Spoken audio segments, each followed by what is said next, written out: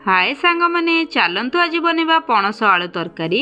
देखो ये काटिकी मो पणस को धोईकी नहीं जाइए। चलतु गैस ऑन करवा। गोटे कड़ाई रे आमे किछि परिमाण रे पानी नबा, स्वाद अनुसार लुण हलदी गुंड दे आकु जो काटिकी रखिथिले पणस को सिझेई दबा।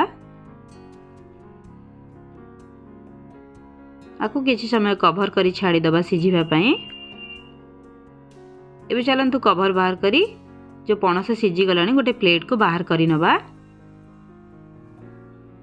आलू को मध्य मु काटिकी रखी देइथिली। एबे चलंतु गोटे कड़ाई रे आमे सोरिष तेल नबा। जो आलू काटिकी रखिथिले एथिरे आमे ऐड करी नबा।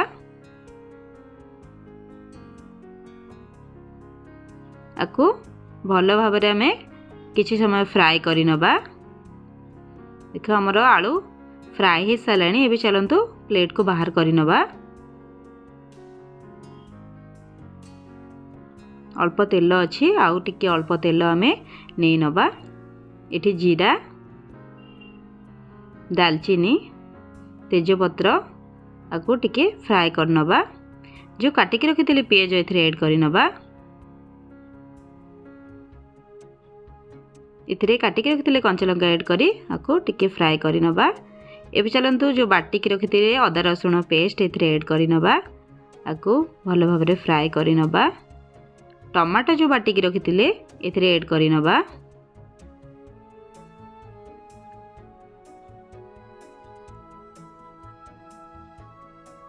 एबे चलंतु एथिरे आमे भलो भाबरे टमाटो और पियाज को भलो भाबरे मिसेई नबा। एबे एथिरे हळदी गुंड, लंका गुंड,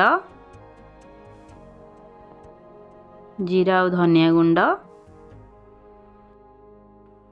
स्वाद अनुसार लुण दे आकु भलो भाबरे आमे मिसेई दबा।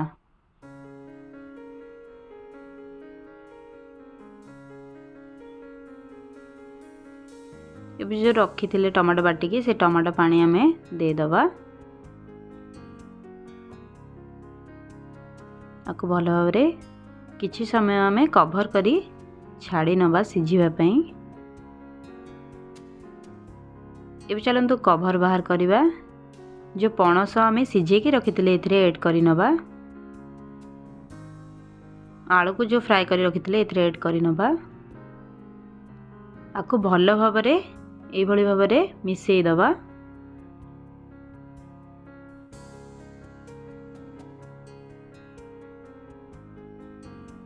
किछि समय आमे कवर करी छाड़ी नबा। एबे चलंतु कवर बाहर करिबा। सेथरे आमे गरम पानी ऐड करिबा।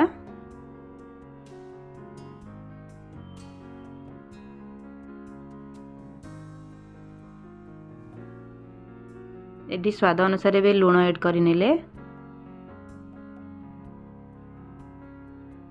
आकु भलो भाबरे गोळेई दबा।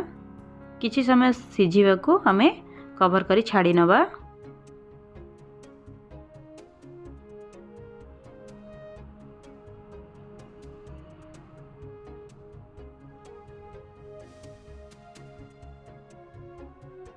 एबे चलंतु एथिरे आमे काटिकी रखिथिया धनिया पत्र एथिरे ऐड करिबा।